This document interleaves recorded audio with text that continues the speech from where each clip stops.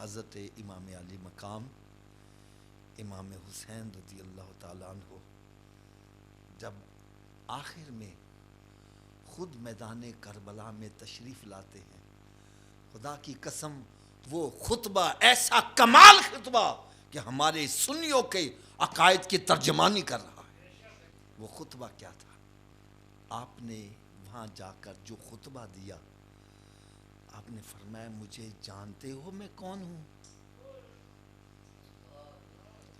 جس نبی کا تم نے کلمہ پڑھا ہے میں اسی کا نواسا تمہارے سامنے کھڑا ہوں۔ جس نبی کی شفاعت پر تمہیں یقین ہے میں اسی کا نواسا کھڑا ہوں۔ جس نبی نے یہ ارشاد فرمایا حسین مجھ سے ہے اور میں حسین سے ہوں، جس نبی صلی اللہ علیہ وسلم نے مجھے کندھوں پہ اٹھایا تھا، جس کے لیے جنت سے جوڑے منگوائے تھے، جس کی ماں فاطمہ جنتی عورتوں کی سردار ہے، جس کا بابا علی ہے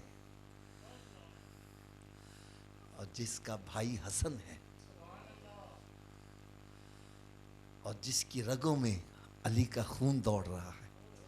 میں وہی حسین تمہارے سامنے کھڑا ہوں۔ وہ کہنے لگے حسین ہم سب کچھ جانتے ہیں، آپ نے یہ خطبہ کیوں دیا؟ یہ اتمام حجت کے لیے دیا، یہ نہیں کوئی رحم کی بھیک مانگ رہے تھے، نا نا نا نا۔ اتمام حجت کیا ہوتا ہے؟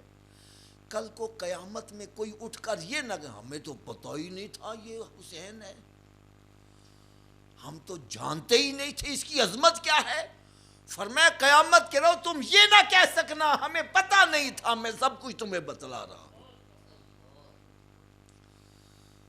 وہ کہنے لگے حسین راستے ہیں صرف دو، تیسری آپشن کوئی نہیں ہے، یا تو یزید کی بیعت کر لو اور یا پھر لڑائی کے لیے تیار ہو جاؤ، بس تیسری آپشن کوئی نہیں ہے، یا تو یزید کی بیعت کر لو یا پھر لڑائی کے لیے تیار ہو جاؤ۔ اب جو میں کہنے لگا ہوں یہ میرے نقیب محفل بھائی اور میرے نعت خواں حضرات یہ بڑی توجہ سے سنیں۔ آپ نے ارشاد فرمایا تم کہتے ہو میں یزید کی بیعت کر لوں، جبکہ یزید فاسق و فاجر ہے، فاسق و فاجر ہے،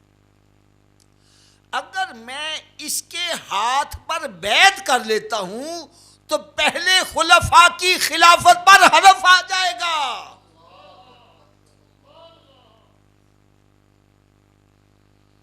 آنے والی نسل کہے گی جس طرح یزید غلط تھا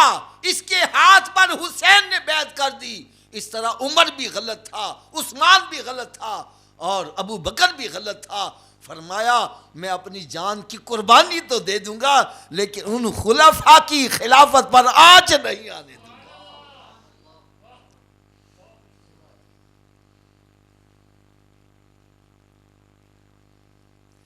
فرمایا اگر ابو بکر صدیق رضی اللہ تعالیٰ حق پر نہ ہوتے تو میدان کربلا وہی مقرر ہو جاتا،